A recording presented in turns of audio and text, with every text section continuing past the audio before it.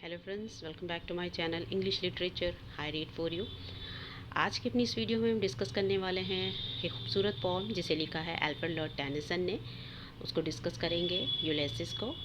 Pome की अगर हम बात करें तो इसको लिखा गया था 1833 में, पब्लिश 1833 में कराया गया था। ब्लैंक वर्स में इसको लिखा गया है दोस्तों, ब्लैंक वर्स में। और ये एक ड्रामेटिक मोनोलॉग है।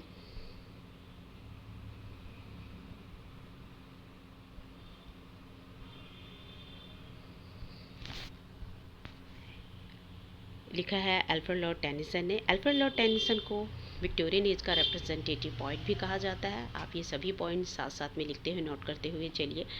अगर हम बात करें यूलिसिस को ओडिसी भी कहा जाता है। आप कभी भी दोनों में कंफ्यूज मत होइएगा, दोनों यूलिसिस और ओडिसी एक ही पर्सन के दो नाम हैं। ओडिसी पुराने टाइम में एक अर्काइक वर्ड है जिसे कि पुराने टाइम में इनका नाम यूज़ किया जाता था। इसके ऊपर जो है होमर ने बहुत ही खूबसूरत और बहुत फेमस रचना है उनके द ओडिसी। होमर के द्वारा इसको लिखा गया है, एक ग्रीक पुराने राइटर हैं।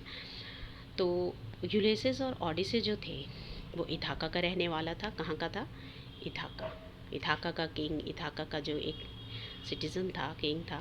बट वो एक ऐसा किंग था जो हमेशा ट्रैवल में रहा। आधी से ज़्यादा ज़िंदगी जो है, आधी से भी क्या मोस्टली जो है ट्रैवल में गुजारी। ट्रैवल एडवेंचरस लाइफ जो थी उन्हें बहुत पसंद थी। एक्सप्लोरिंग लाइफ, चीज़ों को एक्सप्लोर करना, नई नई जगहों पे जाना, नए लोगों से मिलना, वॉर में रहना, ये चीज़ों को, एडवेंचरस लाइफ को, ये उनकी ज़िंदगी का एक एम था।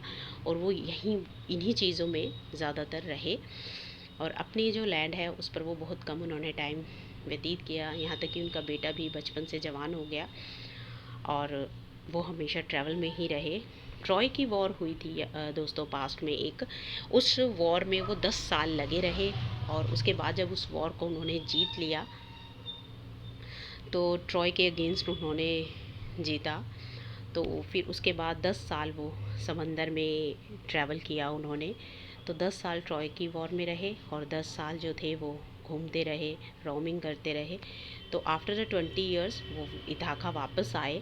तो उनके जो वाइफ थी पेनिलॉप और बेटा टेलेमाकस, वाइफ उनकी बूढ़ी हो गई थी और बेटा जो था वो बच्चे से, एक बचपन से उनका चाइल्डहुड जो था वो गुजर चुका था, वो एडल्ट हो चुका था।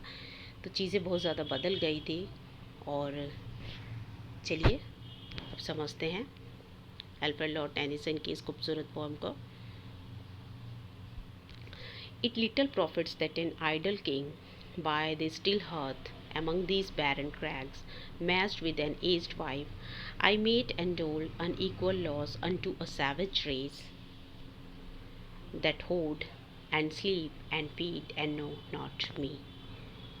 यहाँ पर देखिए इन लाइन्स में पूरी तरह से उनकी जो रिवील कर दी गई है उनके नेचर को।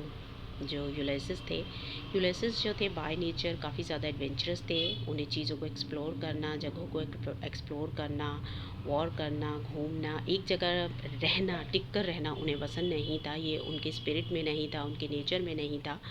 तो वो जो थे हमेशा उन्होंने अपनी ज़िंदगी का जो मोस्ट ऑफ द टाइम है वो अपने घर से बाहर ही गुजारा है, अपने राज्य से बाहर गुजारा है। तो अब उनकी एज हो गई है after the war of Troy and roaming in the sea. After 10 years he's back to his land। but अब जो है एक आइडल होता है फ्री बैठना, एक कहते हैं ना अब किसी कुछ करने को नहीं है तो वो आइडल है, खाली है। तो ये जो लाइफ है, लेजर लाइफ है, उनको भा नहीं रही है, उनको अच्छा नहीं लग रहा है। तो वो बहुत ज़्यादा बोर हो गए हैं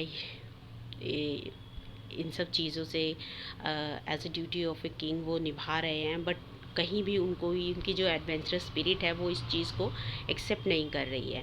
तो वो कहते हैं इट लिटल प्रॉफिट्स, कि ये शोभा नहीं देता है किसको, एक एन आइडल किंग। ये क्या प्रॉफिट दे रहा है, कुछ भी फ़ायदा नहीं हो रहा है एक निकम्मे राजा की तरह बैठने में, जो पूरा दिन बस जो है अपने राज्य में बैठा रहता है। तो इससे उन्हें कोई फ़ायदा नहीं हो रहा है। और वो कहाँ बैठे हैं? बाय द स्टिल हर्थ, और एक अंगीठी के पास जल रही है और वो क्या है? बैठे हुए हैं। तो ये देखिए, ये उनकी जो स्पिरिट है वो उसको एक्सेप्ट नहीं कर रही है कि बिल्कुल भी कुछ फ़ायदा नहीं है, खाली बैठने का कुछ फ़ायदा नहीं है अमंग दिस बैरन क्रैग्स। और ये जो बैरन जो एक लैंड है, बैरन जो एक चोटी है, यहाँ पर वो अंगीठी के पास निकम्मे से बैठे हुए हैं और इससे क्या हो रहा है, कुछ भी प्रॉफिट नहीं हो रहा है, वो बिल्कुल बेकार हो चुके हैं। Matched with an aged wife, जैसे कि वो बहुत सालों बाद वापस आए हैं तो उनकी वाइफ भी जो है एजिड हो गई है, उसकी उम्र हो गई है। वो कह रहे हैं और मैं किसके साथ बैठा हुआ और अपनी एजिड वाइफ के साथ बैठा हुआ हूँ उसको मैच करने की, यानी उसके साथ उसकी बातों में बराबर चलने की कोशिश कर रहा हूँ पर वो कर नहीं पा रहे हैं। I mete and dole unequal laws unto a savage race. और जैसे कि वो वहाँ के इताका के किंग हैं अपने राज्य के, तो वो वहाँ के लोगों के लिए लॉस बनाते हैं, अपनी ड्यूटीज़ को भी पूरा कर रहे हैं। But he finds nothing good और प्रॉफिट इन दिस। तो वो कह रहे हैं कि इसमें उन्हें कोई फ़ायदा नहीं लग रहा है, उनकी जो आत्मा है इस चीज़ को खुश नहीं है इन चीज़ों से। और वो क्या कहते हैं कि वो यहाँ कहाँ बिज़ी हैं, इस सैवेज रेस यानी इस असभ्य जाति, बताते हैं वो अपने लोगों को कि इस असभ्य जाति के लिए वो क्या कर रहे हैं, बैठे हुए खाली बैठे हुए लॉज बना रहे हैं, कानून बना रहे हैं उनके लिए, दैट होड। और वो इस सैवेज रेस को, इस असभ्य जाति को कहते हैं कि ये लोग क्या करना जानते हैं, सिर्फ इकट्ठा करना जानते हैं, खाना जानते हैं, सोना जानते हैं, और वो एक्चुअल में यूलिसिस क्या है वो नहीं जानते। तो वो यूलिसिस को नहीं जानते हैं और ये जो सब कार्य वो कर रहे हैं, वो कह रहे हैं ये मैं नहीं हूँ, मैं तो एक एडवेंचरस स्पिरिट हूँ जिसे कि एक जगह टिककर बैठना ही नहीं है, जैसे कि लाइफ में बहुत आगे चीज़ों को एक्सप्लोर करना है, जाना है। तो कह रहे वो इन लोगों में से एक नहीं हूँ। I can not rest from travel, मैं कभी भी यात्रा से छुट्टी नहीं ले सकता हूँ, रेस्ट नहीं ले सकता हूँ, बैठ नहीं सकता हूँ एक जगह, ये तो मेरे खून में बसा हुआ। I will drink life to the lees, मैं जो है अपनी ज़िंदगी को आखिरी क्षणों तक जीना चाहता हूँ। इन लोगों की तरह यहाँ खाली बैठकर खाना पीना और चीज़ों को इकट्ठा करना घरेलू कामों में, ये मैं इन चीज़ों के लिए नहीं बना हूँ। All times I have enjoyed greatly, have suffered greatly both with those that love me and alone on शोर। वो कह रहे हैं कि चाहे मैं कभी समंदर में यात्रा की, अकेले की, अपने साथियों के साथ की, या किनारे पर मैं रहा, मैंने हमेशा चीज़ों को इन्जॉय किया है, यानी अपनी यात्राओं को बहुत ज़्यादा इन्जॉय किया है, अपनी जो रोमिंग एक्सपीरियंस है उसको बहुत ज़्यादा इन्जॉय किया है। चाहे मैंने उसमें सफ़र किया, चाहे मैंने वो खुशी किया, खुशियाँ मिली मुझे रास्ते में, पर मैंने उन सब चीज़ों को बहुत ज़्यादा इन्जॉय किया। मुझे असल खुशी उन्हीं में मिलती है। And when through scudding drifts the rainy Hyades vexed the सी। वो कहते हैं चाहे मैं किनारे पर था, समंदर के बीच में था, या फिर जो तेज़ तूफ़ानी हवाएं थी वो एक समंदर को घेरे हुए थी, उस दौरान भी मैंने इन सब चीज़ों को बहुत खूबसूरती से महसूस किया। मुझे कभी भी ये नहीं लगा कि मैं इन सब से भाग जाऊं डर कर। मैं हमेशा उन सब चीज़ों को मैंने अपने साथियों के साथ भी इंजॉय किया और अकेले भी। I am become a name, अब मैं क्या बन चुका हूँ, ये जो ट्रैवलर हैं, जो एक्सप्लोरर है, उनके लिए एक ब्रांड बन चुका हूँ, एक नाम बन चुका हूँ, वो सब मुझे जान चुके हैं। For always roaming with a hungry heart, मैं हमेशा एक कहते हैं ना, एक इंसान जो बहुत ज़्यादा क्रेव होती है, हंग्री होता है, उसका दिल जो काम उसे करना पसंद होता है तो वो उसके लिए हमेशा उसको क्रेव रहती है। तो ऐसे ही यूलिसिस को भी एक क्रेव है, उसका हार्ट भी क्या है, हंग्री है, घूमने के लिए, ट्रैवल करने के लिए, चीज़ों को जानने के लिए। तो वो कहते हैं कि उनका जो हार्ट है वो हंग्री है, किसके लिए, घूमने के लिए, आगे बढ़ने के लिए, तो वो रेस्ट करने के लिए नहीं बने हैं। Much I have seen and known, वो कहते हैं जितना मैंने देखा है, जितना मैंने जाना है, तो मैं और ज़्यादा जो है हंग्री मेरा हार्ट हो चुका है, और ज़्यादा चीज़ों को मैं देखना चाहता हूँ, जानना चाहता हूँ, लोगों से मिलना चाहता हूँ। Cities of man and manners, climates, council and governments, वो कहते हैं कि मैंने अपने जीवन काल में बहुत से यात्राओं पर मैं गया हूँ और मैं बहुत से शहरों में गया हूँ, वहाँ लोगों से मिला हूँ, उनके कल्चर को देखा है, उनके मैनर्स को, उनके बिहेवियर्स को मैंने देखा है, समझा है। मैंने बहुत से क्लाइमेट्स यानी वेदर को फेस किया है ड्यूरिंग हिज ट्रैवल। काउंसिल्स में बहुत सारे जो है प्रशासकीय लोगों से मिला हूँ, गवर्नमेंट्स को मैंने देखा है, तो वो अपने एक्सपीरियंस को यहाँ शेयर कर रहे हैं। माई सेल्फ नॉट लीस्ट, वो कह रहे हैं और मैं इतनी जगह इतने लोगों से मिला कि उन्होंने मुझे कम नहीं आंका है, but honoured of them all, और उन सब ने मुझे बहुत इज़्ज़त से नवाजा है, बहुत ज़्यादा मेरी इज़्ज़त की है। Just because he is a traveller and a roamer, जो कि काफ़ी जो जगहों पर वो जा चुके हैं, बहुत सी वॉर में उन्होंने जो है हिस्सा लिया है, तो इस वजह से लोग उन्हें बहुत अच्छे से जानते हैं। अलग अलग देशों में, अलग अलग जगहों पर, अलग अलग कल्चर के लोग उन्हें बहुत इज्जत देते हैं। And drunk delight of battle with my peers, वो कहते हैं कि मैंने अपने पीयर्स होता है साथियों के साथ बहुत सी लड़ाइयाँ जो लड़ी हैं, और उनके इस जो खुशी है, ये जो एक खुशी का जो नशा होता है, उसको मैंने हमेशा चखा है, महसूस किया है। Far on the ringing plains of windy Troy, और दूर वो बताते हैं कि जहाँ पर तेज़ हवाएं चलती थी, ट्रॉय की लड़ाई को बयान करते हैं कि वहाँ पर जब रिंगिंग प्लेन्स यानी जो क्लैश होती है आपस में तलवारों की, उनकी आवाज़ें, तो कहते हैं वहाँ पर भी मैंने लड़ाइयों को लड़ा है, देखा है। विंडी ट्रॉय में वहाँ भी मैं गया हूँ। I am a part of all that I have met, वो कहते हैं मैं जिन भी चीज़ों से, जिन भी लोगों से, जिन भी कल्चर से मिला हूँ, मैं उनमें घुल मिल गया हूँ और उनका एक हिस्सा बन गया हूँ।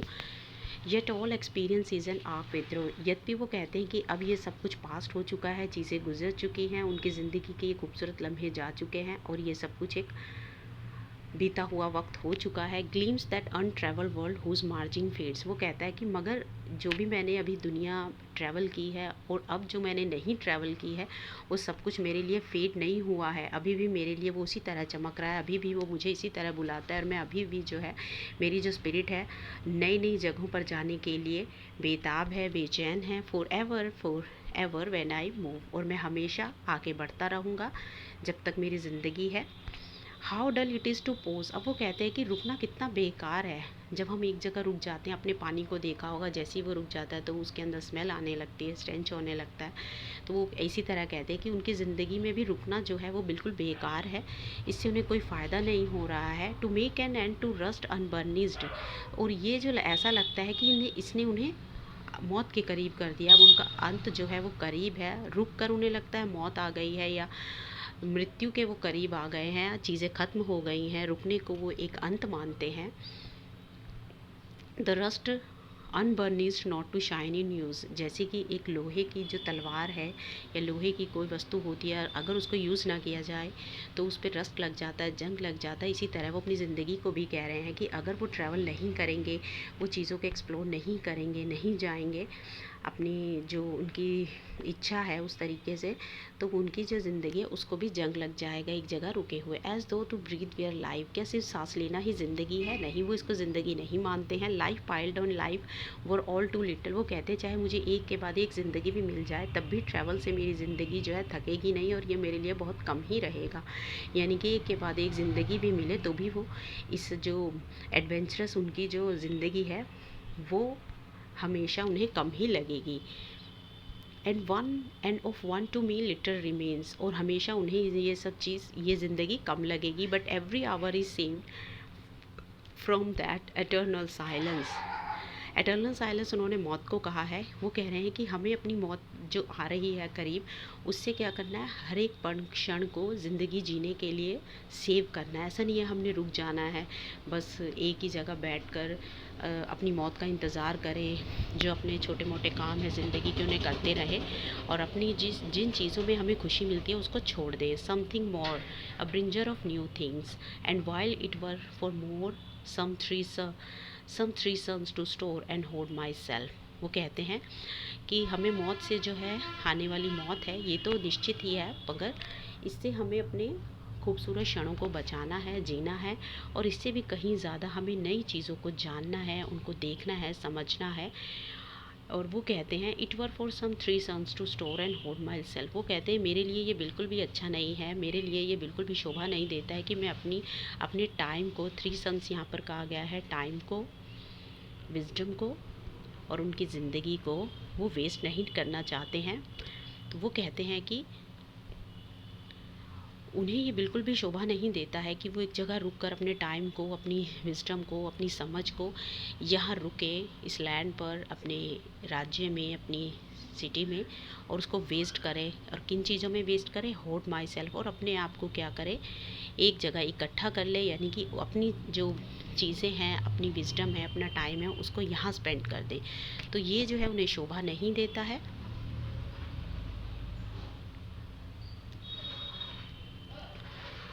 तो लास्ट लाइन्स में, and And this grey spirit yearning in desire to follow knowledge